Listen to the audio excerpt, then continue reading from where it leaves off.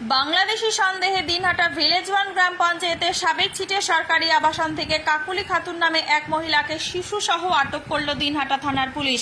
দিনহাটা থানা সূত্রে জানা গিয়েছে, কাকুলি খাতুন ও তার স্বামী হাফিজুল রহমানের কাছে কোনো রকম ট্রাভেল পাস ছিল না, আর তাছাড়াই সাবেক ছিটের এই আবাসনে থাকছিল।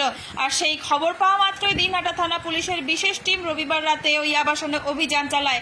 হাফিজুল পালিয়ে গেলেও পুলিশ তার স্ত্রী কাকুলি খাতুনকে আটক করে। তবে আগামীতে তাদের দিনহাটা হোল্ডিং সেন্টারে রাখা হবে বলেই জানা গিয়েছে। এদিকে সাবেক ছিটের সরকারি আবাসন থেকে বাংলাদেশি সন্দেহে আটক হতেই বাকি বাসিন্দাদের মধ্যে আতঙ্কের পরিবেশ তৈরি হয়েছে। সাবেক ছিটের বাসিন্দা মোহাম্মদ মফিজ উদ্দিনের কথায়, মা বাবার ট্রাভেল কার্ড আছে, অথচ ছেলের না থাকলে তারা কি করে অবৈধ হয়। তাই তার দাবি সরকার তাদের যেখান থেকে নিয়ে আসছিল সেখানেই রেখে আসুক।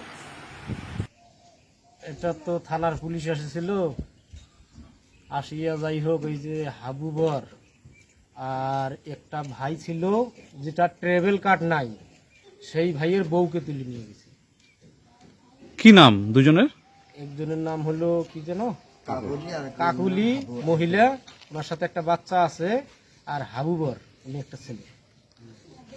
কি বললো পুলিশ এসে?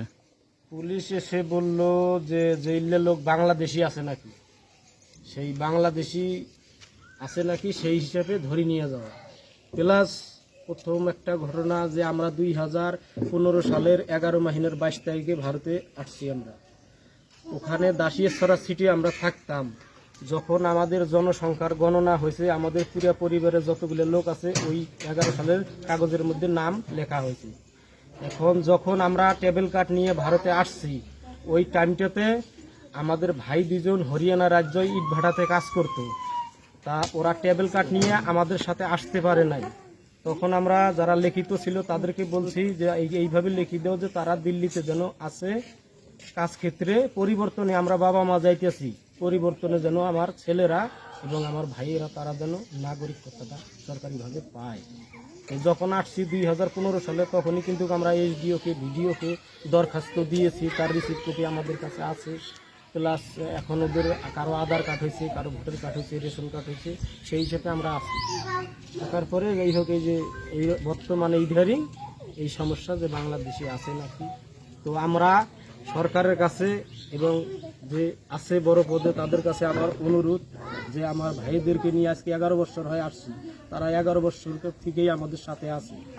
আমরা চাই তাদেরকে যেন আমাদের সাথে বাবা মার সাথে যেন থাকার জন্য নাগরিকত্ব দেয়। ওখানে তো আমার জমিও নাই, শেষ আমাদের বাড়ি ঘরও ওখানে নাই। এই ব্যাপারে আমরা খুব একটা সবাই শুদ্ধ যারা আছি সবাই শুদ্ধ একটা মানে আতঙ্কিত এবং দুঃখ দুর্বল। আপনারা তাহলে খুব আতঙ্কে আছেন, সকলে আতঙ্কে আছেন তাহলে যে আগামী দিনে আবার কারো বাড়িতে আসে, আবার কারো বাড়িতে আসে নাকি, এবং আমার ভাইয়েরা বাইরে কাজ করে, তারা আসলে এরকম একটা ঘটনা। তো আমরা চাই তাদেরকে সরকারিভাবে থাকার জন্য অনুরোধ জানাচ্ছি। গতকাল পুলিশ এসেছিল, আপনাদের কয়েকজনের উপর চড়াও হয়েছিল, মারধর করার ঘটনাও ঘটেছে বলে অভিযোগ উঠছে, কি বলবেন?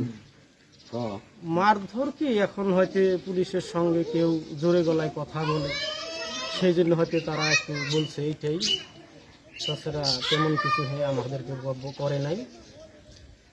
যারা নিয়ে যাওয়ার সেটা নিয়ে গেছে, ধরে 2 জনটাকে, একজন বাচ্চা সহ।